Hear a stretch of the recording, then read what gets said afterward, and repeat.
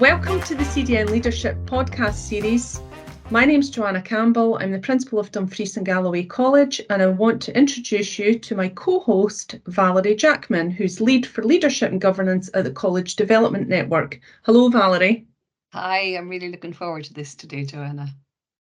The theme we are focusing on over the 6 episodes is women in leadership, and today we will be exploring the topic of leveraging relationships and networking. The podcast is designed for aspiring future female leaders who are working in education and aspire to progress their career to the next level. The podcast focuses on what women can do and how they can leverage their strengths to thrive and advance in their career. I'm delighted to introduce this episode's guest, who is Audrey Cumberford, Principal and Chief Exec of Edinburgh College. Welcome, Audrey. It's a pleasure to have you with us today. Morning, Joanna. Morning, Valerie. Lovely to see you. Delighted to be taking part. So before we start today's session, I just wanted to check in with you, Valerie, to see if there's anything else that you wanted to add by way of introduction. No, I think that covers it. I'm just looking forward to having a rich conversation about women in leadership. Okay, thanks, Valerie. Well, I'm going to hand over to you to start us off with the questions today. I suppose the first question that I have really is to just get a sense of your leadership journey, Audrey. Are you okay to just give us a little bit of background so that our listeners have an understanding of the context that we're speaking in? Of course, no problem. It's probably fair to say that almost all of it wasn't actually planned in the sense that, there was never a kind of early grand plan. So having trained initially to be a teacher, I actually realised quite quickly that teaching in a school probably wasn't for me, and went to work in the university sector down at Bristol University in the area of sports psychology. Before then going into private industry, which predominantly was with the pharmaceutical industry, which from a networking perspective actually is quite interesting, because I would describe that experience of networking in what was a fairly male-dominated sector completely differently to what I would describe now as my kind of experience of networking. I then moved into kind of specialising in marketing with design manufacturing, which again, very kind of male orientated environment, before actually just being, I suppose, fortunate enough to be in the right place at the right time when Edinburgh College, as it was actually, was recruiting for a senior lecturer in the business school, but somebody with commercial experience and background in marketing. And at that point I said, well, I'm not sure about this actually, so I'll give it a year and see how I got on. And that was back in 1996 actually. So, and this might sound a wee bit corny, but I honestly, working in education for me is just, of course, I have hard days and times when I doubt myself or doubt decisions that I'm making, and have just some days that are not as good as others, but predominantly it's just a wonderful a blessing actually to be involved in education, because you know genuinely that you're impacting on people's lives, So I've been a principal for, I think I'm officially about the second longest now. So which is hard to believe, but I've been a principal for 13 years.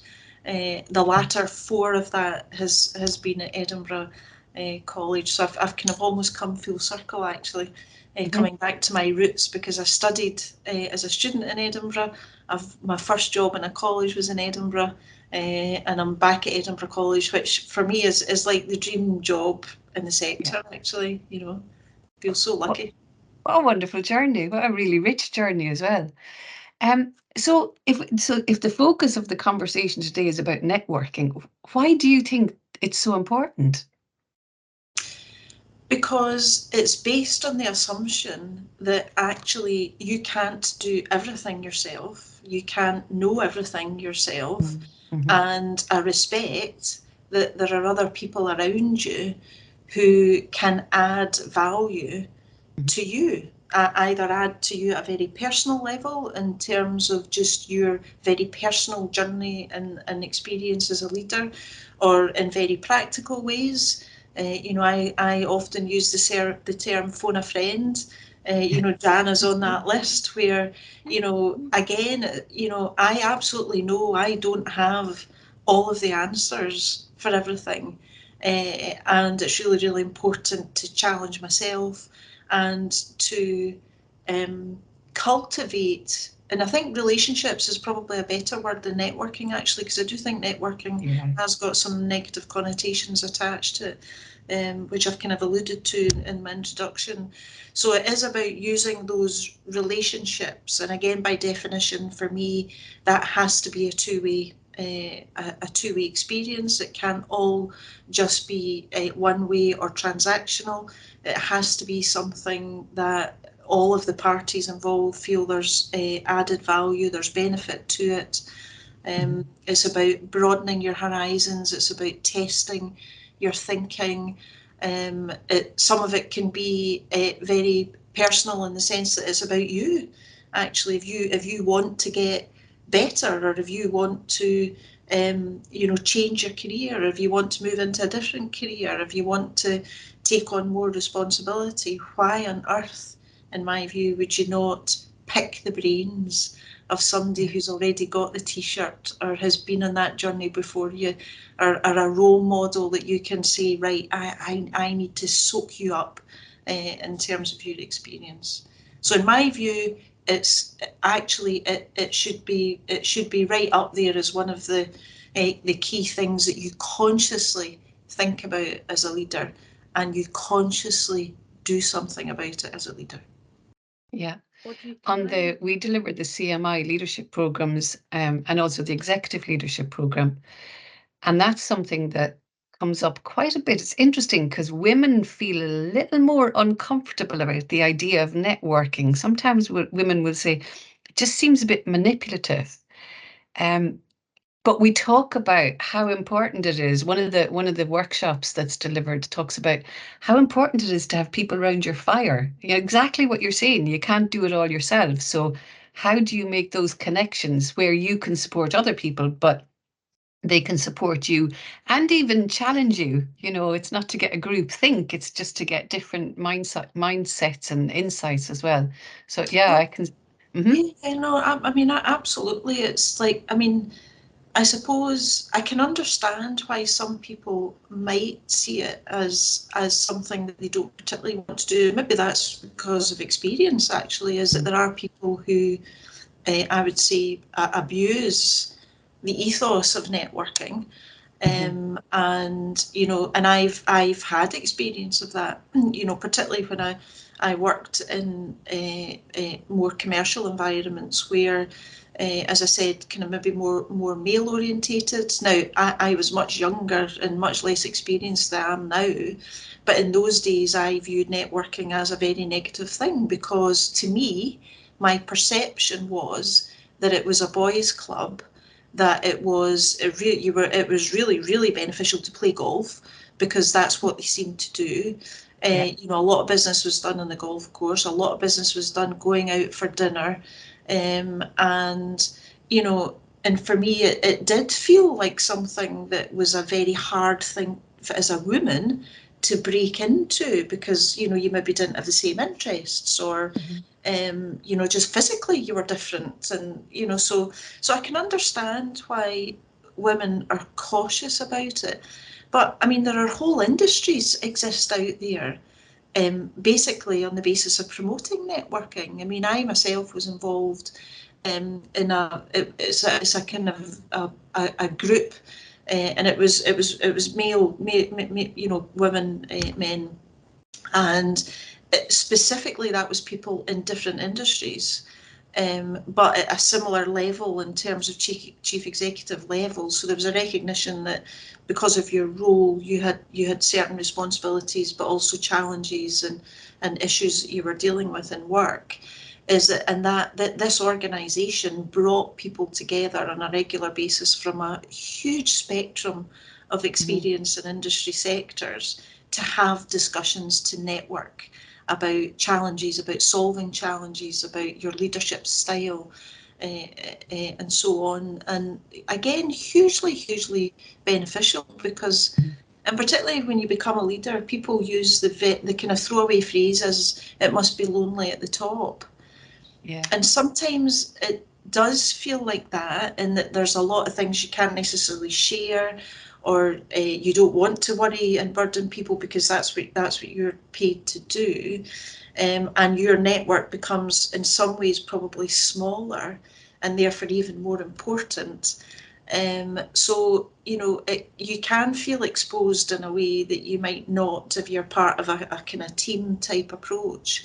And again, that's really one of the main reasons why it's important to get people around you where there's mutual trust. Actually, I think is another really important ingredient, as well as that win-win, mutual benefit and value, is that there's a real trust and respect at the heart.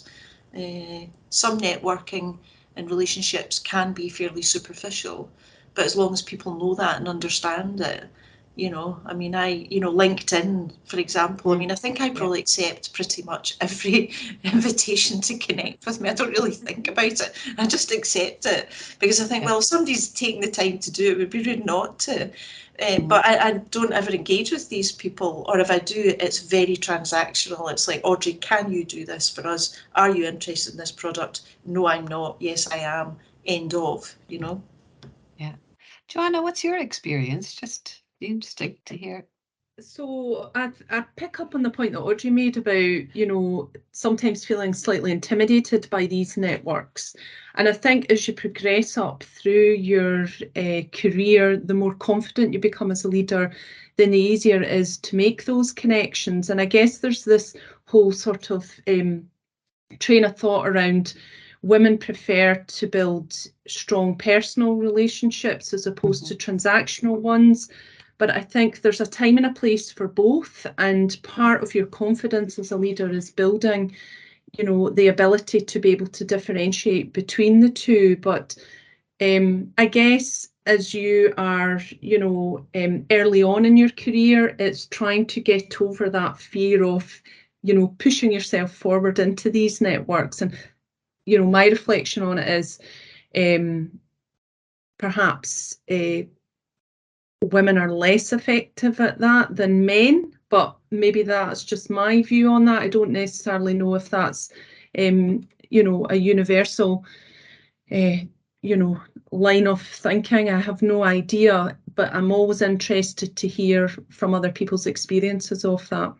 Actually, I think you're spot on, Joanna, and there is research out there that, particularly when you look at the differences between men and women, where, if men are going for a promotion, more often than not, they will have the attitude from the outset, which is, yeah, I could probably do that job, and if I can't do it, well, I'm going to apply because you never know, I might get it, and then I'll pick it up. Whereas women generally tend to do well, actually, I'm not ready yet. I'm just not quite ready yet. And I need a bit more experience. So there definitely is something there. And I think you're right when it comes to networking. Some women might perceive it as I'm being too forward, or, I'm making assumptions that people want to speak to me and want to work with me, whereas other people just don't care. They just walk into a room of strangers and find it very easy to go and speak to people. I still find that difficult, and that's a core part of my job. And it's almost like going into a performance, actually, when you walk into that room and you think, actually, I don't know anybody here, and I'm going to have to just go up and make an introduction. I remember once going into an event at the Science Centre, and it was one of those very formal kind of black tie type things. So immediately I'm feeling uncomfortable because I'm completely power dressing in a fancy dress and major high heels that I can't walk in. So I physically don't feel comfortable. I walk into a room, it's quite dark, don't know anybody, can't see anybody that I know, and then I see this head of my chair at the time, who is about 6'6" tall, towering above everybody, and it was like a beacon. It was like, I'm just going to go straight to him. But what's important about that is, people like that then help you build your network. So people who are your good friends, who are good colleagues that you trust, can often help you build that network, which is really important. Yeah, It's and I it's think bringing it's to so mind important. some of the myths that there are, because I was reading about myths around networking, and what you're saying, just correlates really well with that. So, women can maybe feel that it's a bit insincere or a bit manipulative. They can think it's about politics, and it's not. What you're saying is it's about relationships. It's about mutually supportive relationships. And sometimes as well, there's the idea that networking is something that you do when the job is done.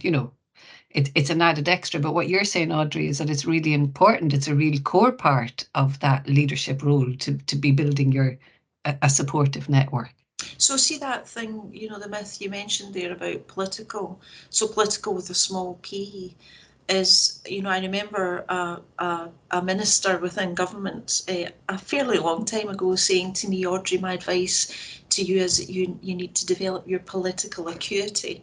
And I had to go and look up the word acuity to see exactly what it meant. But, and essentially what that person was saying to me was, it is about that emotional intelligence and in this particular context, it was about putting myself in the shoes of politicians and understanding the challenge that they have, and then trying to help, frame your kind of way of influencing politicians around that. So it is political with a small p, because it is about acuity, it is about emotional intelligence, it is about, making the right decision at the right time, about investing in your time.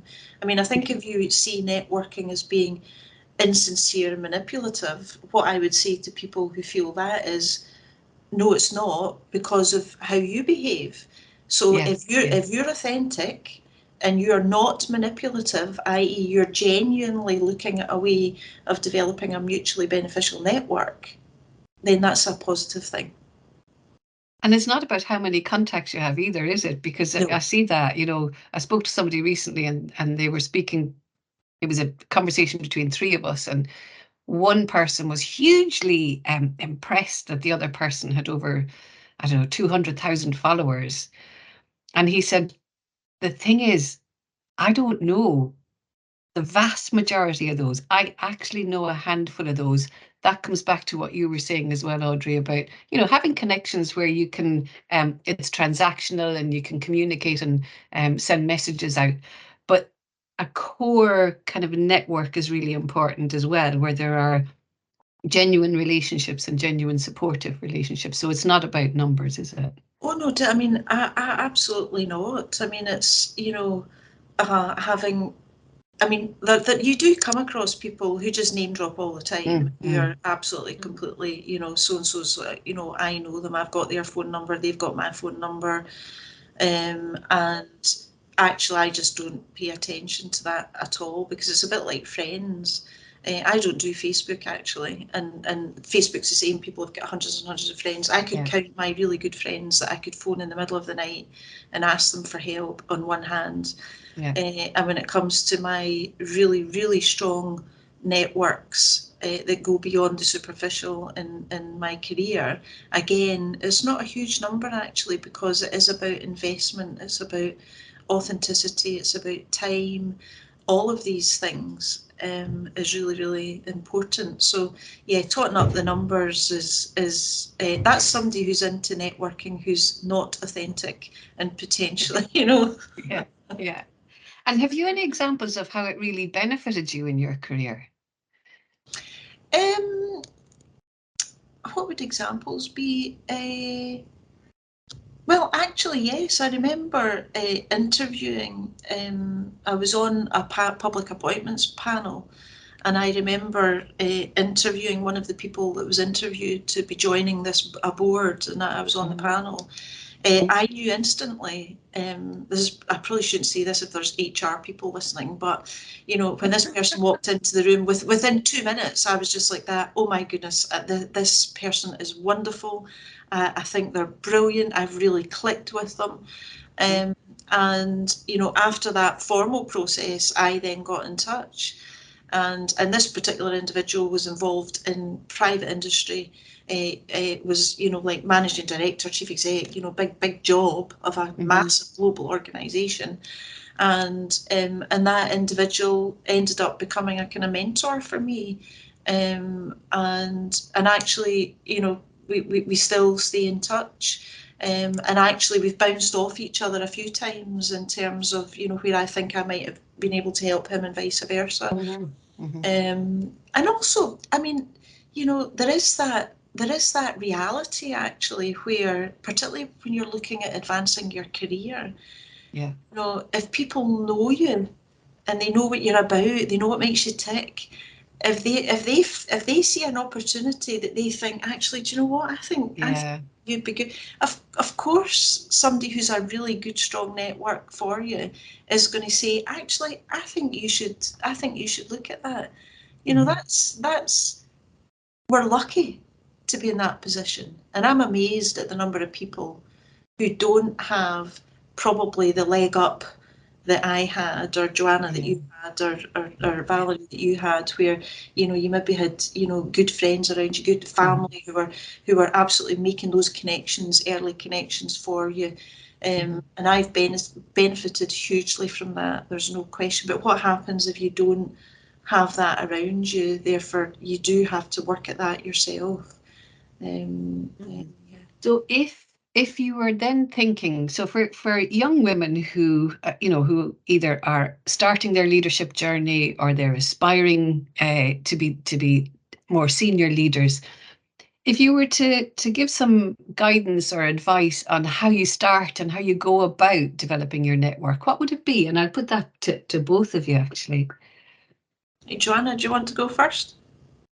From my point of view, I've benefited greatly by getting involved in industry networks and learning from people out with the education sector. But that's not been easy to seek out. It's very much, I've maybe been involved. So my subject area is computing. And I was really lucky that early on in my career, I was able to connect in with people in the tech sector through things like curriculum development and whatnot. And I kept a lot of those connections. And I was able to tap into those at various points throughout my career. And there's been other examples of that in other areas, but not everybody has that. And one of the things that I'm always keen to do with the various teams that I have managed throughout my career is to try and give people the opportunity to link into the networks out with their, you know, sphere of education, if you like, so that they can then build from that. So I don't really have a playbook for it as such, but, you know, that's really my advice that I would offer. And then there's obviously the other networks that the subject networks that you get at CDN. There's groups that are available through membership of learned societies or IOD or places like that.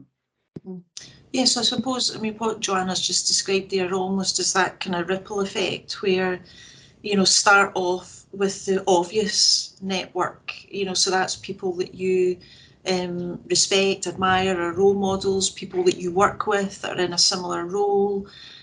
So there's those very obvious, very close, immediate networks that are probably fairly easy to establish. And Joanna, as you've said, there are organisations like CDN who do the work for you in the sense that they set up those networks to invite people in, which is a huge strength of what CDN does.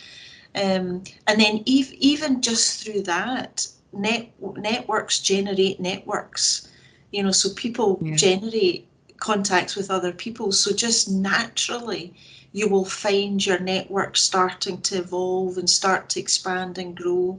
And again, Joanna, I completely agree with you, is that there comes a point where you need to push out your comfort zone a wee bit initially, where you go beyond the safe, obvious networks and you just push yourself out your comfort zone a wee bit into those areas of influence that you can see having an impact either on your current role or a role that you aspire to. And then it almost takes on a life of its own, actually. And then the experience kicks in, because then it's about saying, well, actually, that network or that individual is really important to me, whereas that relationship actually isn't as important, and you can start to judge those situations. So Yeah, and I've also heard people talk about how, I suppose it's linking to what you're saying, Audrey, people in your network can connect you to a greater network. So it may be that you want to be working closely with people in a certain organization, and you think, right, well, I don't know anybody, but you may know people in your network who can connect you there. So that's another benefit, isn't it? I mean, I remember being invited to go to one of these kind of leadership evening sessions in Glasgow somewhere, and I can't even remember how the person got my details. And I thought, okay, I may as well go along and see who's there. And there was just a complete mix of people. But again, there are people that I met that one time that I still stay in touch with.